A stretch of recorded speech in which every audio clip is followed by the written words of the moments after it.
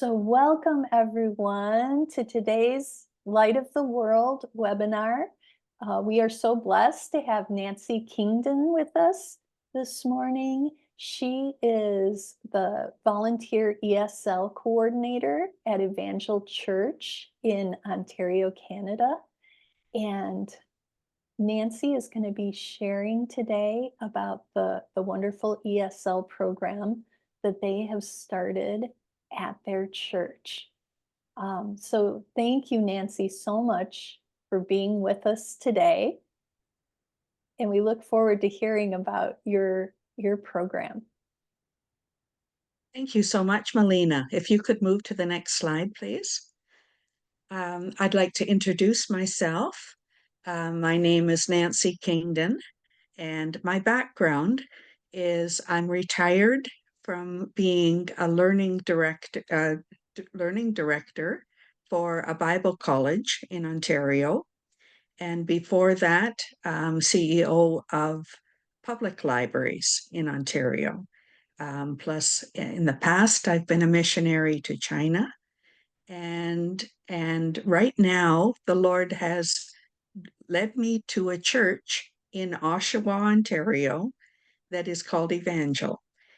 We've started an ESL program there, ministry, and the Lord has been moving in a mighty way. And we're just so thrilled with what God has been doing.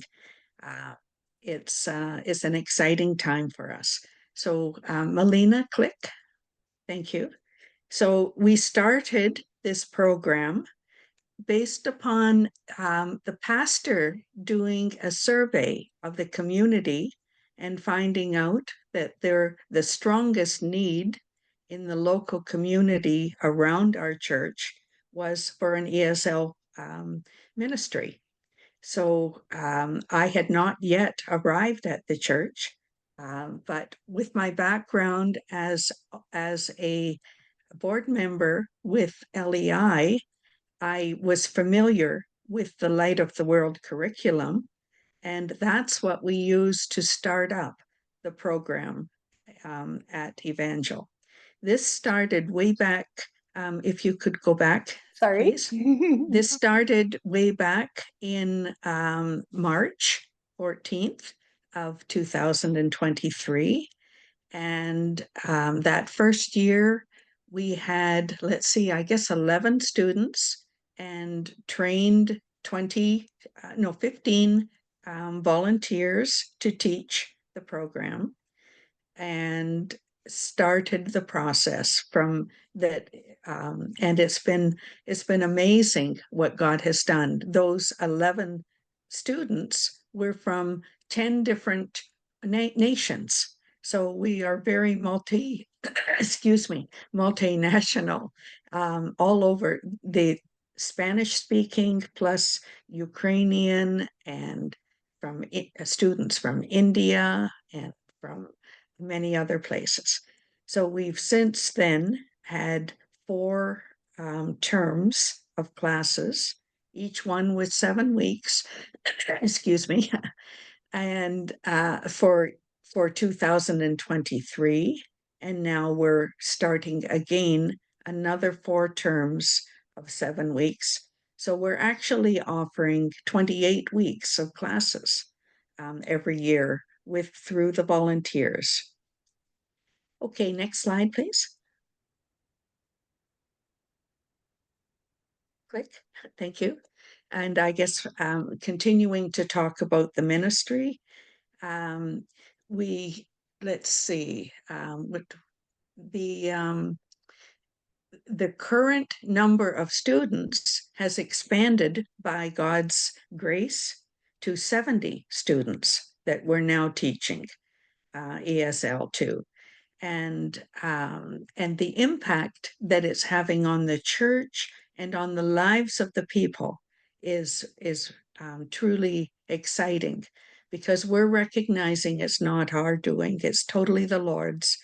And I'm very thankful for what we're seeing happening with all of these students. Next slide, please.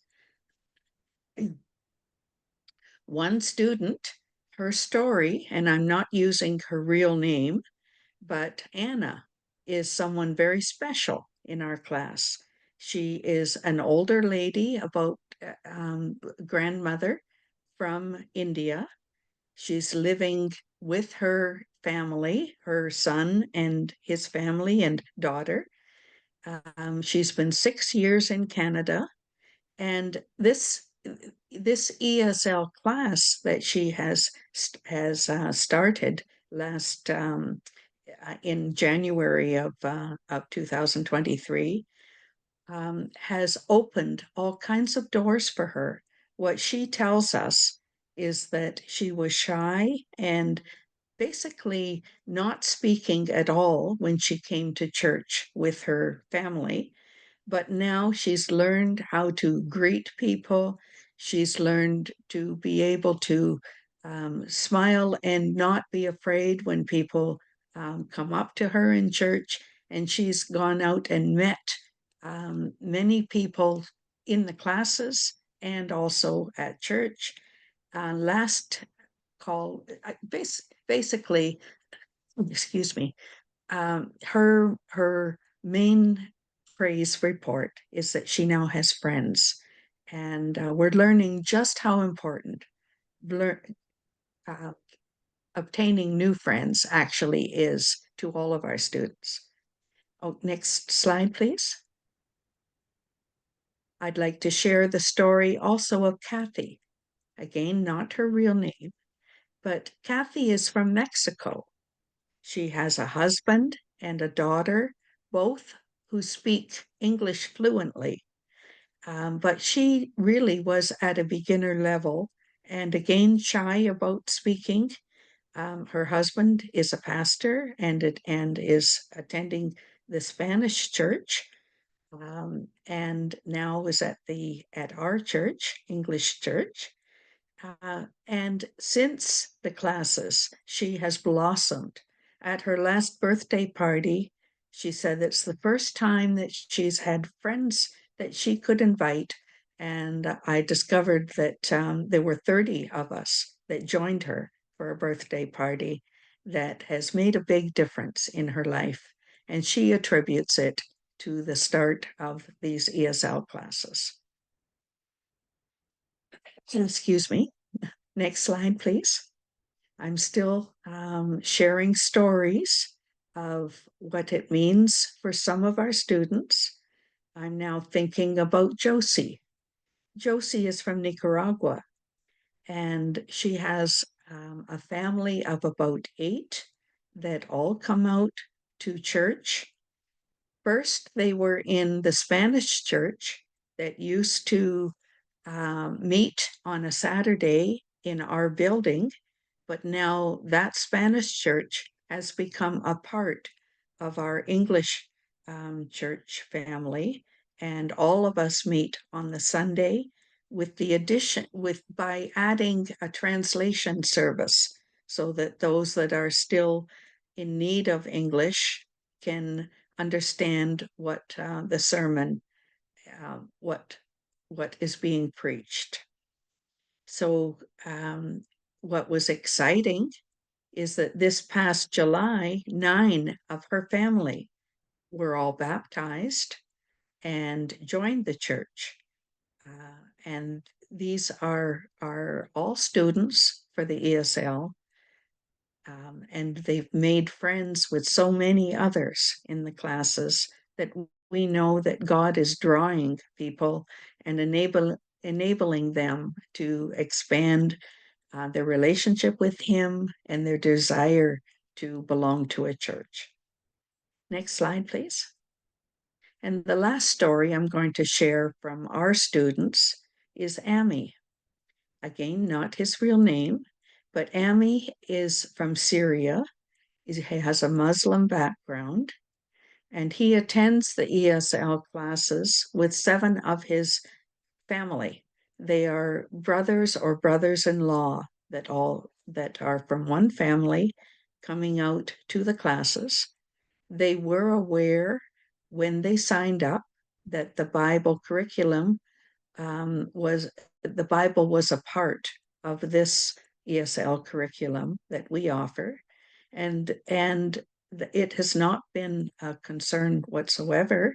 It's they've welcomed making new friends. They've joined the ESL.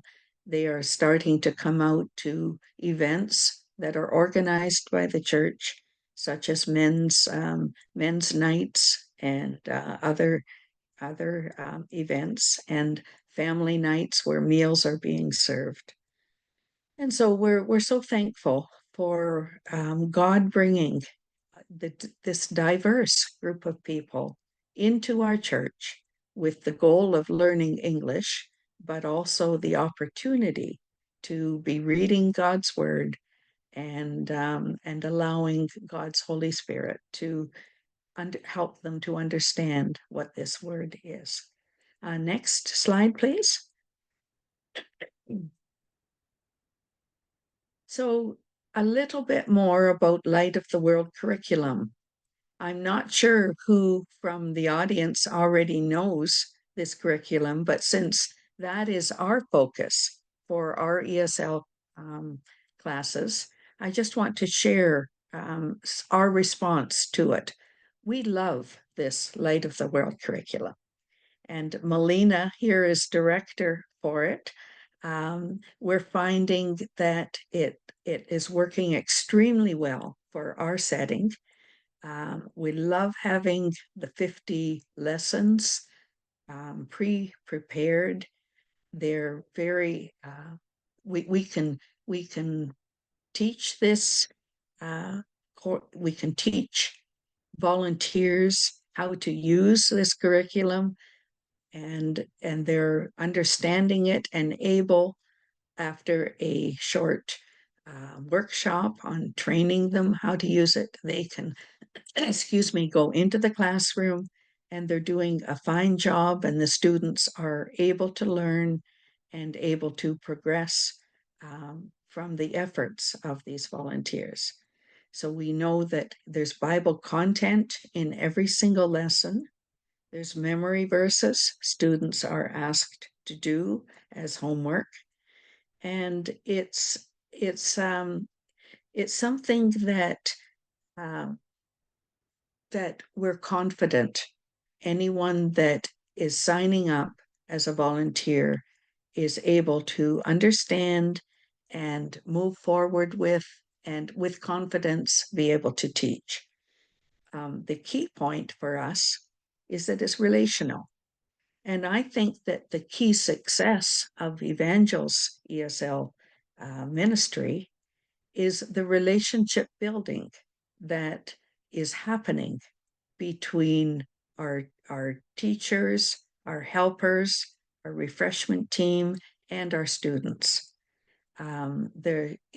The other point is the relationship students are making with one another is so vital to the development of this ministry at our church.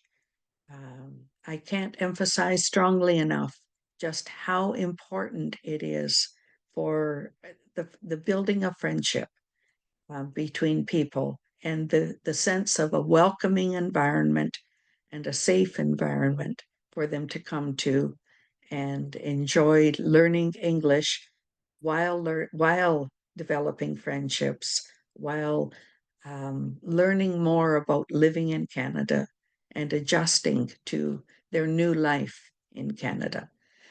Excuse me. In some cases, some of our students have only arrived 3 or 4 weeks ago, and others have been in Canada for 20 years but have not had opportunity to learn the English to the level that they are comfortable. Next slide, please. Excuse me. So I'd like to share some basic teaching principles. Some of these will be very basic, very and suited for beginner classes rather than advanced classes. I'm sorry, my throat seems to be causing me to cough. Oh, excuse me. Okay, there we go. So some of Thank you. So the numbers, next slide, please. Thank you, that one. It's not staying. Okay, my first tip is to take the learner from the known to the unknown. In other words, start where the student is, where what they already know, work with that and then develop from that. For example, if they already know greetings, start with greeting one another and then build on that knowledge to new settings so that they can expand how they are confident in relating with others, and move from the simple to the complex. Consider one word, not 5 words, if you have a choice at the beginning as they're learning. So be aware of where the student is and start where they're at. Another example is if they do not yet know the alphabet, don't start them with the first class. Again, teach the alphabet. Let's take the time to teach the alphabet before putting them into a class, because they need that before they can be successful in the learning process. Excuse me, I'm going to take a sip of water.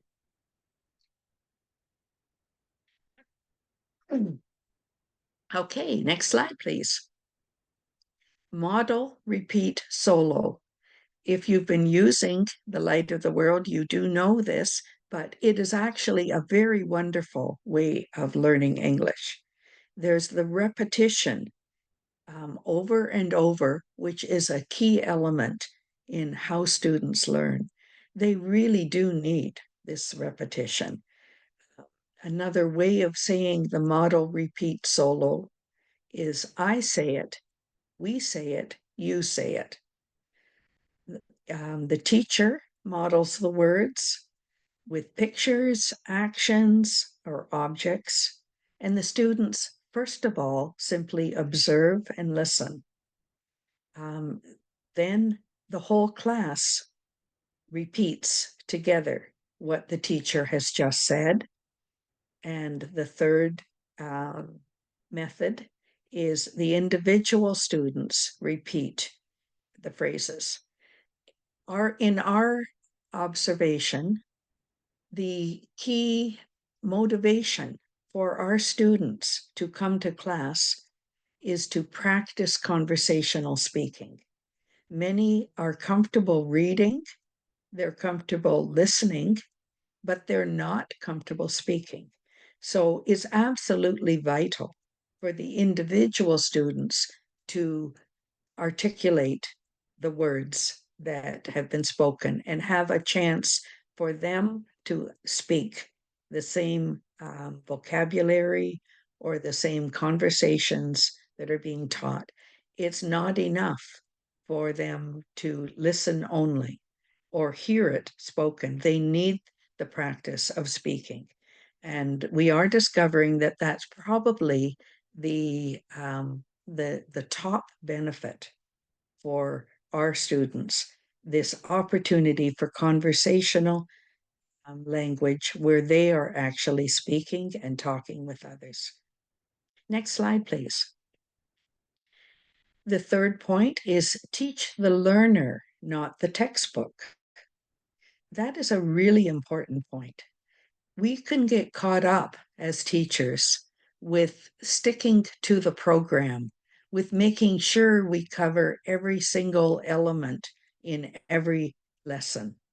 We can stress if the student forgets to do homework one class and we feel that they might be falling behind.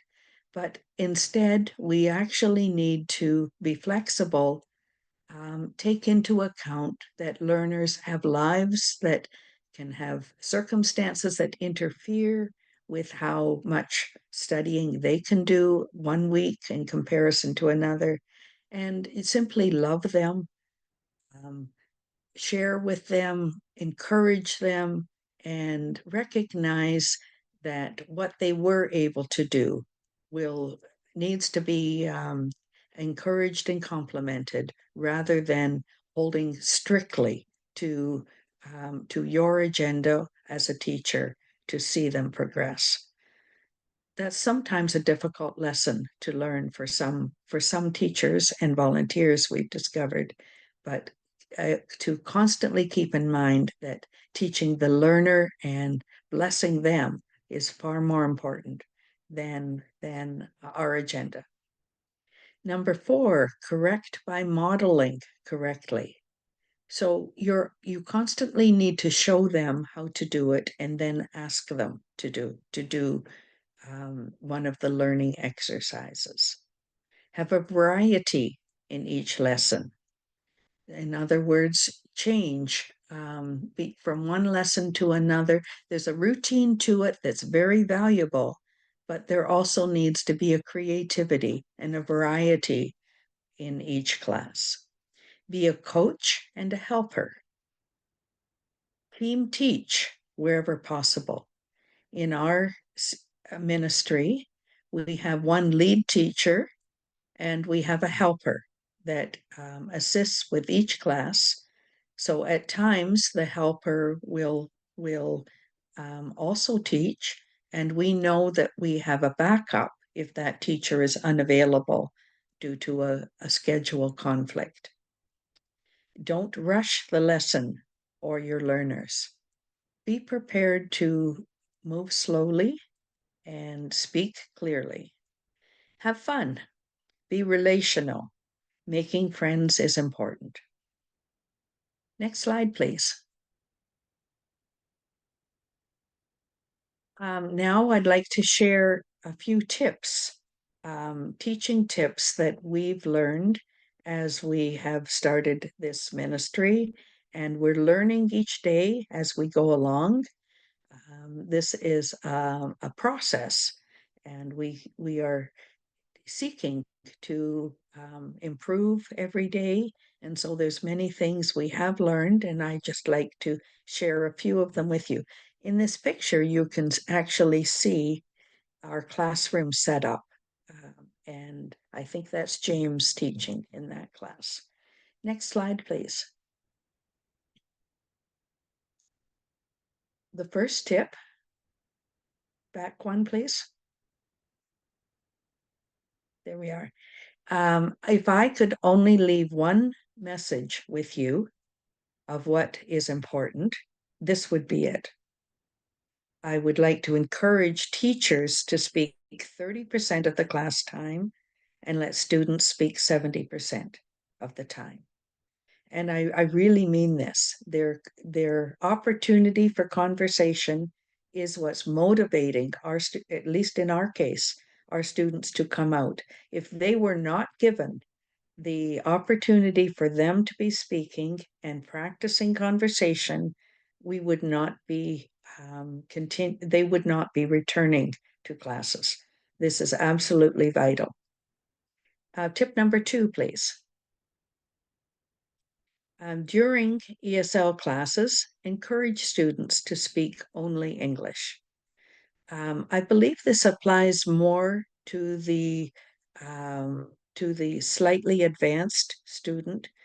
We have found for the absolute beginner, having a translator in the class helps them understand the instructions we're asking them to do. If they are not understanding that immediately, as the teacher asks them to do something.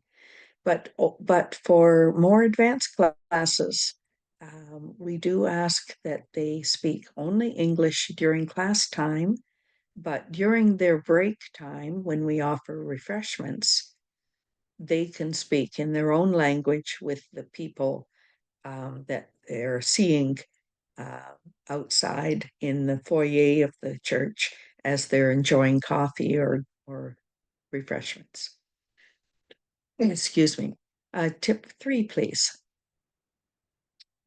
Make sure students know the alphabet before starting them on lesson one.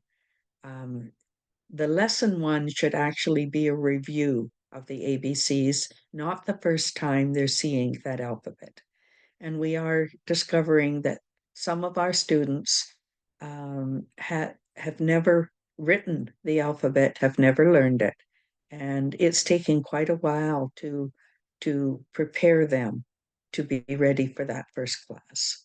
And we're learning we do have to do that separately as on a mentoring or a tutoring basis rather than putting them into a classroom. Next slide, please. Tip number 4, use lots of pictures and visual hand motions when teaching. There's an example of Marilyn, one of our teachers, who is pointing out something on the whiteboard. But we like to encourage teachers to bring things that they can hold up or have students actually see and handle. Next slide, please. Engage students in a memorable action. There's James. Next slide, please. I think there he is. He's illustrating good and bad. So hands up, thumbs up, thumbs down for an illustration of the concept of good and bad for a very early lesson. I think it was about the third lesson in book 1 for that group. But any illustration that's visual is far more memorable for students than not adding something that will resonate with them to learn that particular word. Next slide, please. Charades or drawing pictures of vocabulary words on the whiteboard has been a great exercise. Our students love it. They love the laughter. What is normally provided is a list of vocabulary words that they read and then go to the board and draw some kind of drawing picture that illustrates that word, and the other students in the classroom need to guess what the word is. And when they guess, there's loud clapping and cheers, and students love doing this. Next slide, please.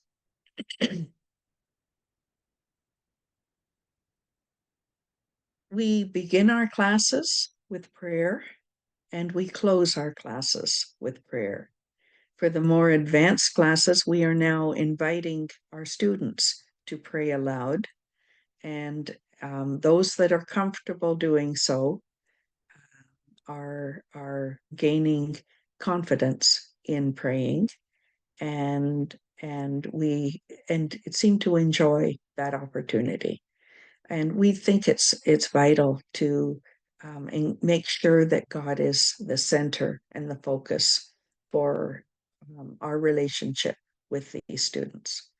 Next class, please. Next slide, please, not class, sorry. We have been offering some social activities for our students. The top picture is a pool party that we invited all of our students and their families to. And we've had this 2 years in a row. The first time we had 54 students come out or family members. And this past July, we had another 55 come out.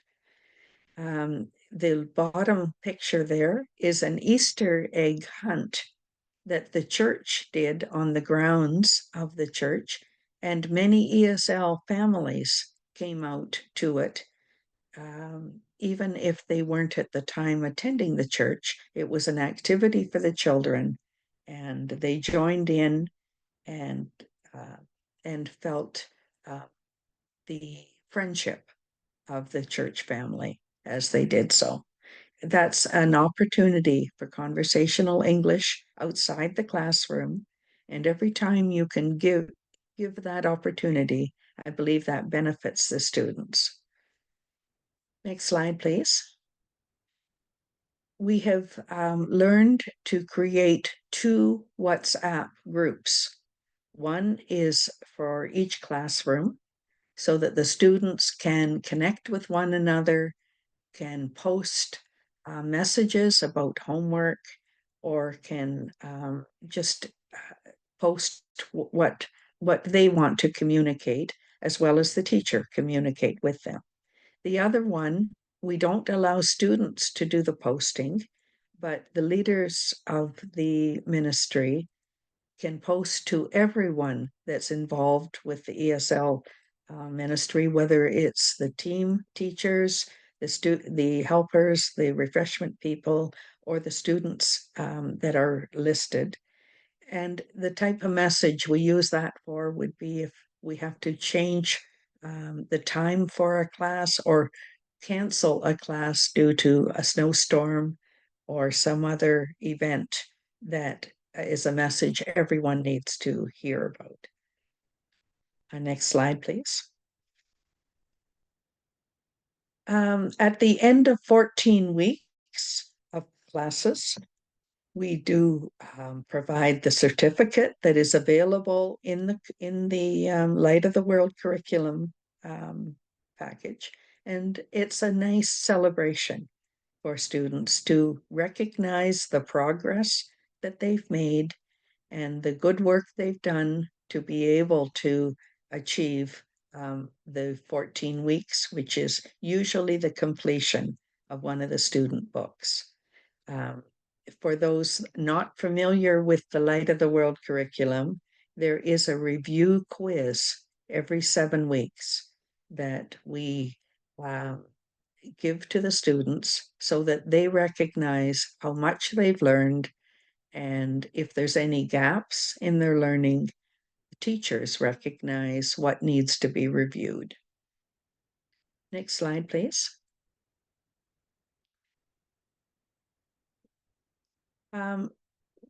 When I asked teachers what tips I should be adding to this presentation, one of them suggested that the most important thing, in her opinion, is to increase the practical learning side of our ministry.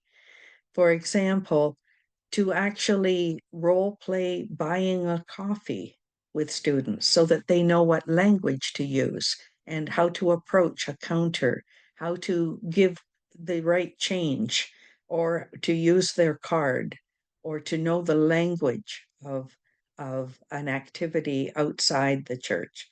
Another example is buying groceries and knowing the names of some of the groceries if they need to ask for help to find it, or knowing the change. We are discovering that not all students know what a nickel is, a dime, a quarter, a loonie, a toonie, for Canadian money, and the coins that they're using to to go to the store and to do everyday things. Next slide, please. Role playing is vital. An example is simply directions of how to get from point A to point B, how to get there by bus, by car, walking. Role playing so that students take the role of explaining how to go to a location or asking how to find a location is very beneficial and is a practical application that they might need even in the coming week as they're living their lives. Next slide, please. We have found that some of our volunteers are not computer savvy and are in need of an information technologists to help them set up computers, help them relocate them from one classroom to another, and perform some of those tasks. So it's been helpful for us to have a volunteer assigned to that duty. We've discovered that Oxford Picture Dictionary is a really helpful source, and it basically takes a theme, such as, for example, painting a house, uh, and and uses the word, provides pictures of what's needed: a can of paint, a paintbrush, the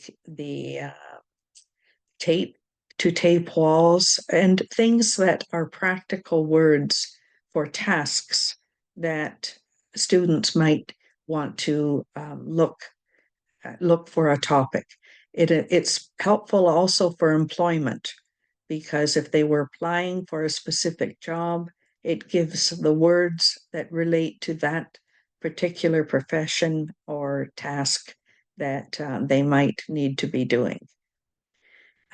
In the summer months, Evangel has offered what we call English Corner. English Corner is an opportunity for students to simply speak with an individual on a topic that they're comfortable talking about. It could be a theme, such as vegetables, and they're learning words and how to have a conversation about them. It could be a theme such as a puzzle, where the picture that they're looking at can be talked about and they can have a short conversation with other people that are in the church.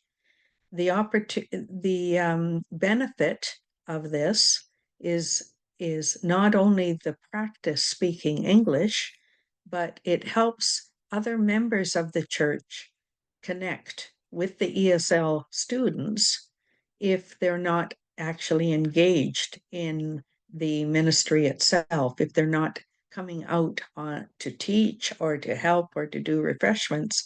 They might be only meeting some of the students when the students come out to church. So we want to connect those that have attended the church for a long while and are seeing new faces. We want to have a way for them to connect with these newcomers to the church, and an opportunity for conversation. Next slide, please. If a teacher creates a routine activity for students that arrive early to class, that helps them settle into the class. For example, a puzzle that is out on a table, or an exercise that they can do to practice vocabulary. It's just a little tip that we're adding, that we've discovered is beneficial. As we planned our first classroom, we learned that the best arrangement for seating for our ministry is to create a U shape for the tables that the students are sitting at. That allows people to see one another and seems to be the ideal teaching setting. Another tip is everyone needs to learn to speak much slower than they are normally speaking with a person that is fluent in English. And I believe that we do try and teach this in our teacher training workshops, but teachers sometimes need to be reminded, because they get excited and start to speak quickly, and a little bit faster is fine, but there is a need to be aware that students cannot catch all the words when we speak at the normal rate. conversation between two fluent speakers. Program impact. I think our number one impact of our ESL ministry at Evangel is that our students are attending church, and we're so thrilled and delighted that that is happening. When we started this ministry, I believe we had roughly 70 people coming out to the church on a regular Sunday morning. Currently, at least when we counted on an Easter Sunday in the spring, there were over 250 people coming out. On a regular basis, we're now closer to 200 people attending our church. Not all of them are newcomers from ESL, but ESL is attracting um, many newcomers. The new friendships has been what the students would say is the best benefit that they're receiving from our program. And I'm thrilled with the commitment of our volunteers. We have 25 volunteers, and when you have just heard that the size of our original congregation was close to 70, that makes about a quarter of the church engaged in ESL ministry, and their commitment has been phenomenal. We are offering 28 classes a year, and I don't think there have been many absences. There has been a commitment of teachers to be there, and they love teaching. And it's been a gift of God and a move of God for us to be um, motivated and drawn and aware that this is serving God, for us to be offering this these ESL classes. Some of our students, since they have started our ESL classes, have obtained jobs that they were praying for and looking for, and they're excited about the benefits of ESL that are helping them in their new workplace. And one of our students attributes learning how to fill in a form to her recent celebration of being able to apply for permanent residency in Canada and receive it. So she is very thrilled with this result and said that before ESL, she did not have the confidence to fill in the form, and it has been since she started classes that she has moved forward in this way and is now benefiting. Next slide. I now want to invite you to ask questions if you have any, or to make comments about anything that you've heard me speak. And thank you for listening. Wow, thank you so much, Nancy, for sharing all of that. It's just wonderful to hear how that program has grown so quickly and has been so fruitful. We praise God for what He is doing, and we recognize it is a move of God, and it is wonderful to see what God is doing. Yeah. I know one of my questions is, I know you said that you've got 70 students now. How many volunteers are involved We in your now program? we now have 25 volunteers. That would be 7 actual classrooms with 7 lead teachers and 7 helpers that would come out to that um, uh, to those classes. We would have about 5 of them that are serving refreshments at those 3 time slots that we offer classes. We have classes Tuesday mornings Tuesday evenings and Thursday evenings for those 7 um, classes we offer. So we now need refreshments served at those 3 um, at 3 schedules. And And you're we also have a prayer team that is part of that group. in a very important part. And uh, do your classes meet for 2 hours one time a week, or what is the? Um, our students wish we could offer them 4 hours a week, but we've limited it to 2 hours a week. They would like to move faster than we're even able to do. But we think that offering this quantity of students, one lesson of 2 hours a week, is what we can do at the moment. Thank you. And does anyone else have questions? Tanya? I do. Hello, Nancy. Thank you Hi. so much. It's good to see you again. Um, Yes, lovely. Amazing. And thank you for sharing just the hand of God in that. I'm really, really impressed with that your church has 70 attending members and at first, right? And 15 of them showed up, right? So definitely God was on that. So Yes, it would definitely. You're yeah, right. yeah, I love what you're doing. Um, so I have two questions. The promotion, how did you first promote and let Good others question. know?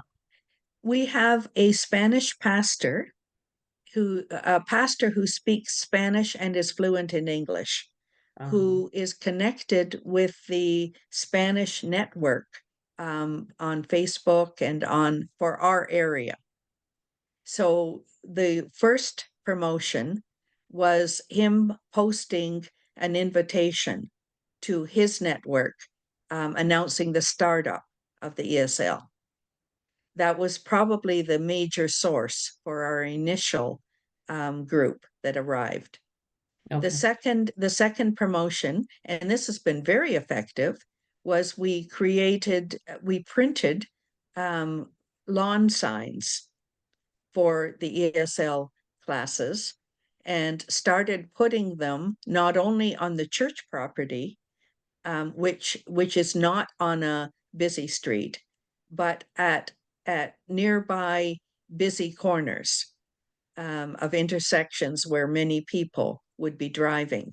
So the neighborhoods near the church that would be driving through these major intersections would start to see the promotion of an ESL class at our church and have a reason to look at on the website. We posted it on the website as well, and and at the initial startup, it because it was launched through a survey of the community where the pastors had and volunteers had knocked on doors and learned that ESL was in demand. They returned to the households that had asked for ESL and let them know that there was a startup. So that would have been the initial promotion. okay. Oh, that's fabulous. That's very good. That does provide some extra help on that. Do you find, and a follow-up question to that one is, do you find, because it sounded like a lot of your students that I heard about were, I don't know if I'd call them refugees or seeking asylum, but then you said the Spanish connection. So do you have a lot of Spanish speaking speakers? Yes, we do. You do. Because the Spanish church met in our building on a Yeah. Saturday and Mhm. later became a part of they had a ready-made connection with the building and with the promotion of this that would Mhm. have drawn them stronger than some of the Yeah. other groups. Okay. Uh, so yes, there is a predominance of Spanish speaking, but we Okay. have quite a few from Brazil and from so there is a it's certainly not it would be maybe half Spanish. Okay, so that's very helpful.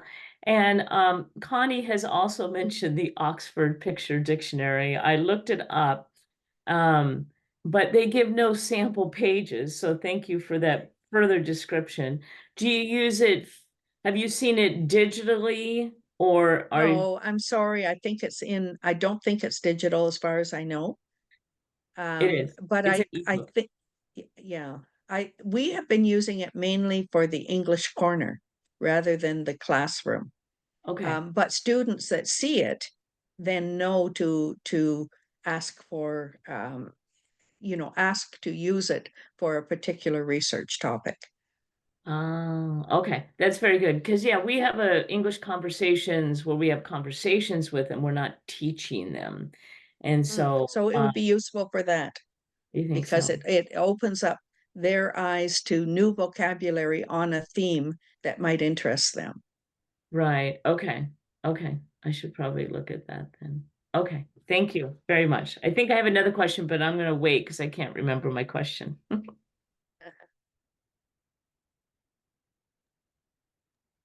Nancy, congratulations. You have done a very good job. God bless you. Thank you. And Praise the Lord. my question is, are the classes mainly in person or you have online classes as well?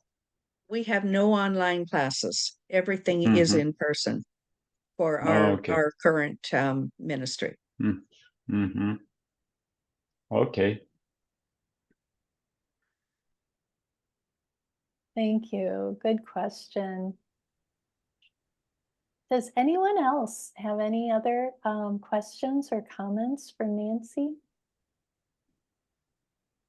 I have a question to you, Melina, not related to the presentation, but regarding the interest Adriana has Okay. done. Let me just, I'm gonna end the recording of this session and Mm-hmm. then I'll talk to you. Okay. So thank you everybody for being here today. And thank you, Nancy, for this wonderful presentation. We look forward to seeing you at our next webinar.